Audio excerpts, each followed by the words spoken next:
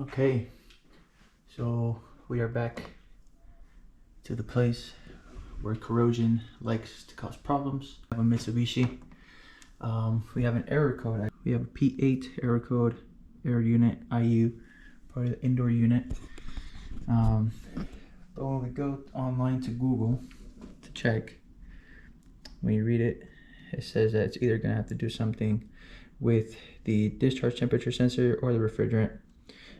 So we're gonna go up on the roof, check all this first, and then we'll make sure that the PCB is getting enough power, that the unit is getting the sufficient power to be able to run the unit how it's supposed to. Okay, so we're up here. I'm gonna check on the refrigerant pressures right now, but I don't know if you guys can see this, but this terminal block is really beat up and corroded. So I want to check, you know, the power source there first, make sure that we are getting enough power, because this guy, I mean, it's not gonna run right now because of the error code, and I still haven't taken out the disconnect just because I don't want to I want to see if the system turns on or not, but it's not gonna do anything because of the error code. So let's go ahead and hook up our probe. We'll hook up gauges, we'll check pressures, and then yeah, we'll go from there. But yeah, and then let's see how much the seagulls let us do anything, because I think it's like breeding season for them right now, so they won't make it as easy to do work. They pretty much dive bomb you and everything, so I have to bring this tall stick. Hopefully that'll be enough to deter them. So far so good, but you don't want to get too confident, you know. But yeah, let's go ahead and hook up our probe, and then we'll move forward from there.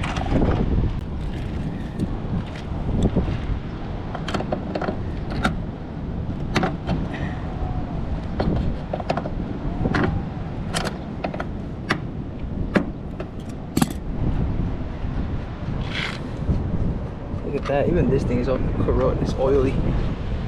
It's oily, so we actually might have a low refrigerant issue here.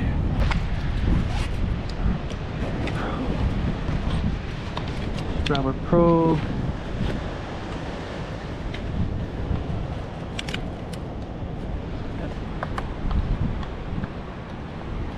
Check the suction side.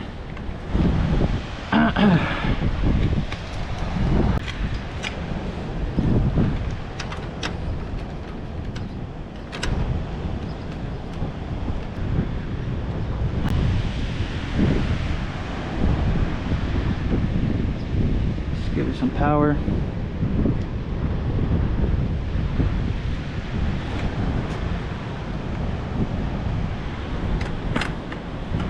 See what I mean? Look at that. Look how close they get. So what I'm thinking, So what I'm thinking is that if we did leak refrigerant through this right here, yeah, see, look, 0. We're completely flat. So it's either going to be a bad straighter, maybe removing the straighter, putting a new one on. But yeah, well, let's go get a refrigerant tank, let's go get a new straighter valve, and then we'll go from there. All right, so I have a refrigerant tank right there. It's pretty much already open. I want to see how much refrigerant is left in the tank, that way I don't have to take up a whole new one. That's why I have the scale right here. Because all we need really is 7 pounds.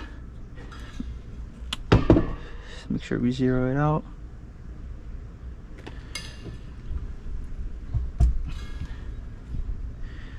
Yep, 21 pounds. Perfect. Okay, so I got the refrigerant tank up here, scale. Let me see where I can set this guy down. Let's go ahead and take our probe off. So like I said, for now they just want to charge it up and just have it at least, hopefully last them for the weekend. I was talking to them about doing a potential leak search and repair, but they don't want to do that right now. They just want to, because they're about to replace it anyways, so they just want to go with the bare minimum and just charge it up for now. No leak search and repair. You don't want to do none of that. Just get you on the even surface. Okay.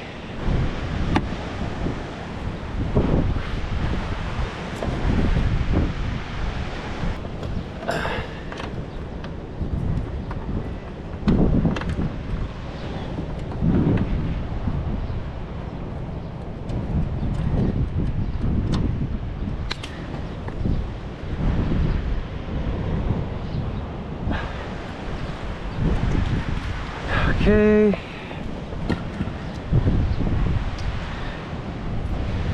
Just make sure that we're zeroed out.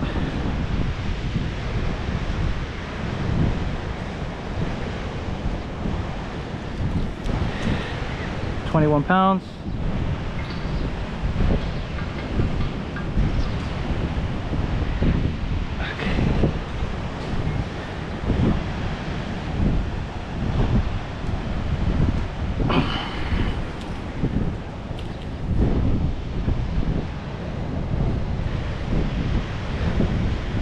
£21 and 8 ounces, so we got to do 7 pounds and then 7 ounces just because of the line set.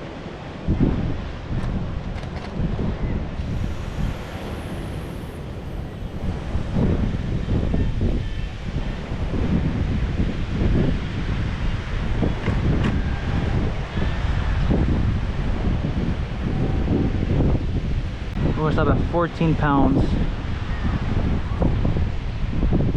And then we'll just give it an extra 7 ounces on top of that.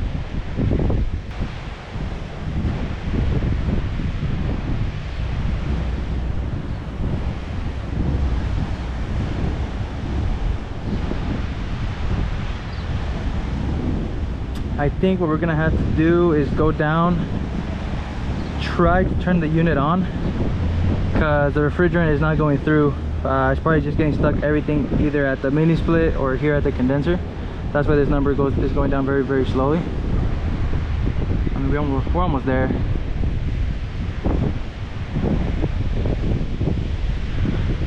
Either way, we gotta go down right now to turn the unit on and make sure that it's running. Okay, so I just reset the error. We'll go back up there. No error. Main display. Just give it power. Cool. That's the lowest it goes. Let's use my handometer to check temperature. Nah, I'm just joking. Brought a little thermometer with me. Just want to make sure that we're cooling.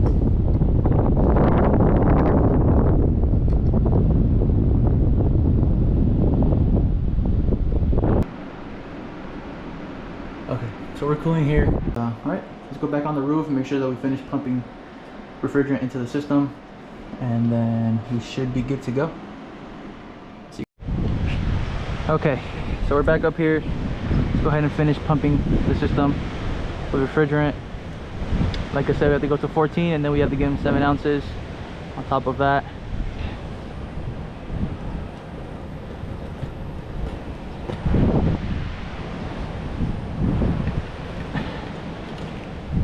Pressure looks all right. Let's see. Yeah, we're good. We're good on pressures. All right. So let's go ahead and put all this away. Let's take this back to the truck. We'll let them know down there that the unit is cooling. We'll go down into the room just to make sure that the mini split is cooling just one more time. And then after that, we'll just go on to the next service call, because we have one more service call after this one.